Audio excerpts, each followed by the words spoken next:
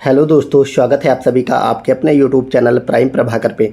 दोस्तों, आज की इस वीडियो में हम देखने वाले हैं उत्तर प्रदेश लोक सेवा आयोग द्वारा कराए गए स्टाफ नर्सिंग एग्ज़ाम के पेपर को। ये पेपर अभी हाल ही में कल ही संपन्न हुआ है। कल अर्थात 9 सितंबर को ये पेपर हुआ है। इसके तहत इसमें मात्र 50 क्वेश्चन आते हैं भाग 1 में, और इसमें जीएस के जितने भी 30-35 क्वेश्चन आते हैं उन सभी को हम देखेंगे। जीएस के क्वेश्चन इसलिए क्योंकि ये आपके आने वाले यूपीपीसीएस और आरयूआरए एग्ज़ाम के लिए आईना है, यानी कि आपके एग्ज़ाम में ऐसे ही क्वेश्चन पूछे जा सकते हैं। तो आपको ये इन सब एग्ज़ामों में पीवाईक्यूज़ के अलावा जितने भी यूपी आयोग इस साल एग्ज़ाम करा रहा है वो सभी देखने हैं। हालांकि आपको टेंशन नहीं लेने, मैं आपको करा दूंगा। ये मैं नर्सिंग वाला आज पेपर कराऊंगा, छोटा सा वीडियो होगा, इसको आप देख लें, इसके क्वेश्चंस कैसे पूछे जा रहे हैं ताकि आपको थोड़ा सा अनुमान लग सके।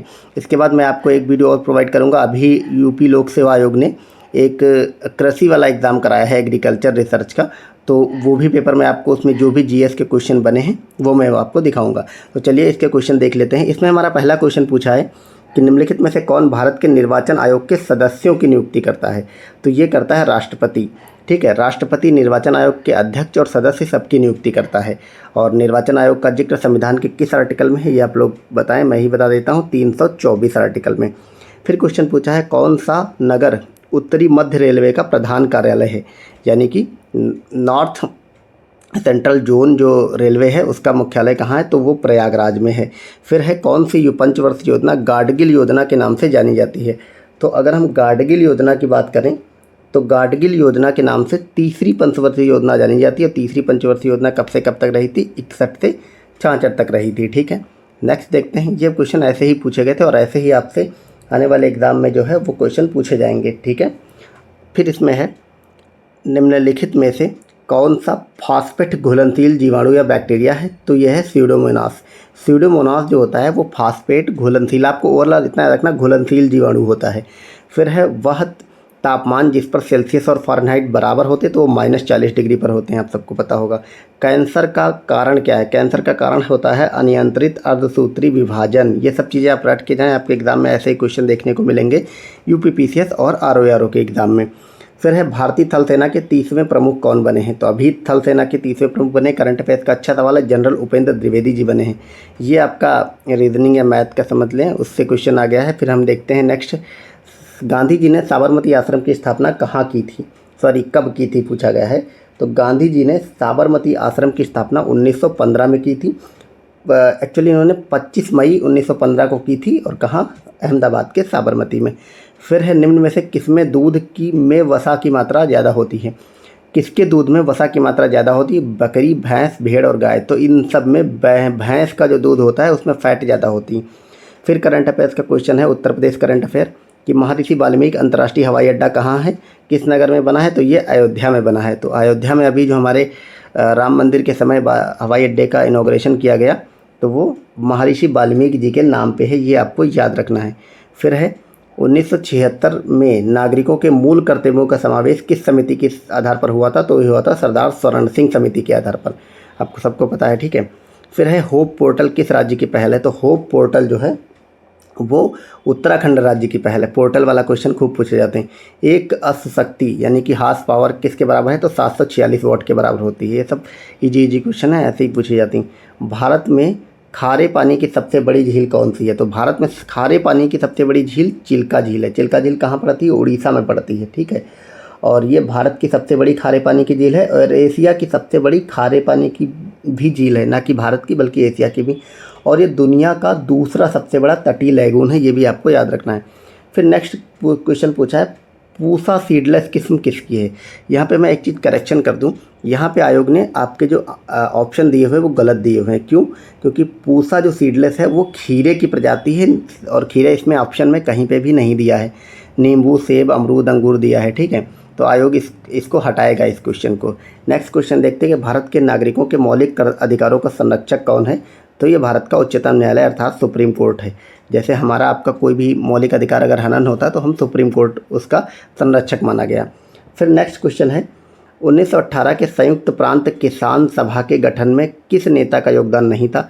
मदन मोहन मालवीय का था, इंद्र नारायण द्विवेदी का भी था, और गौरीशंकर मिश्रा का था। बाबा रामचंद्र का इसमें योगदान नहीं था।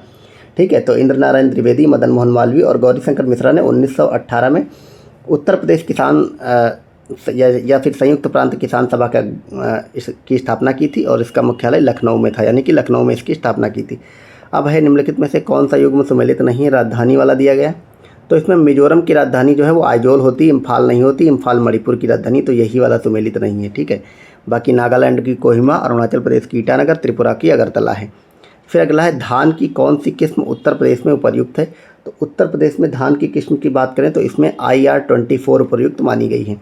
अगला है, ये सब चीज़ें आप रट लेंगे, यूपी स्पेशल में ऐसे ही क्वेश्चन आपको देखने को मिलेंगे आपके RO और PCS के एग्जाम में भी। नेताजी सुभाष चंद्र बोस द्वारा आज़ाद हिंद फौज के एक हिस्से के रूप में गठित महिला रेजिमेंट का नाम क्या था, तो वो था रानी झांसी रेजिमेंट। इसका गठन कहाँ हुआ था, इसका गठन सिंगापुर में हुआ था। कब हुआ था ये 1943 में, ये आपको याद रखना है। फिर है यहाँ पे मैथ के क्वेश्चन कुछ आ गए हैं, ठीक है। नेक्स्ट GS वाला क्वेश्चन देखते हैं कि अभिनव भारत नामक क्रांतिकारियों का एक गुप्त संगठन किसने बनाया था, तो ये बनाया था VD सावरकर जी ने।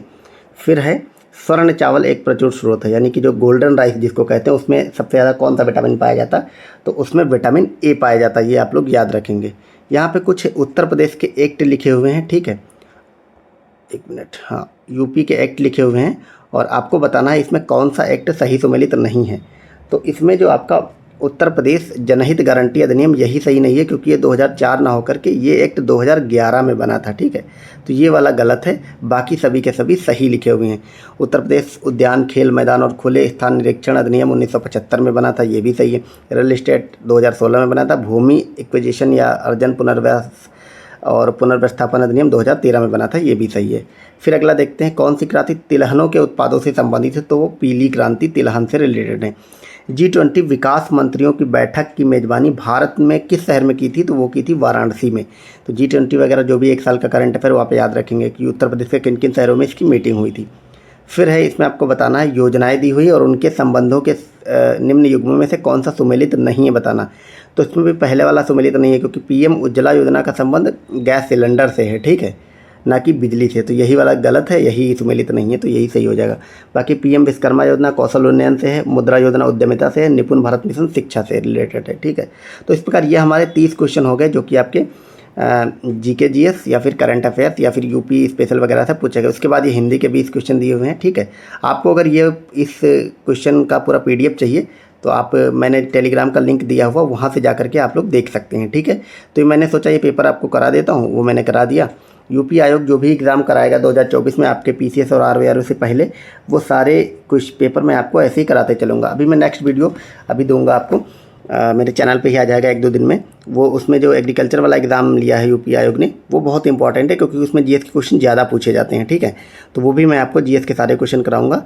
आप देखना, आप जब मेन एग्ज़ाम देने जाएंगे तो यहाँ से आपको मतलब लगभग आपको 10-12 क्वेश्चन इन्हीं 2-4 पेपरों से मिल जाएंगे एज इट इज़। तो अगर 2 ही पेपर 3 पेपर से आपको 10-12 क्वेश्चन मिल जाते हैं तो बहुत ज़रूरी है उनको करके देख के जाना, ठीक है। तो चलिए मिलते हैं नेक्स्ट वीडियो में। Thank you so much for watching, bye bye.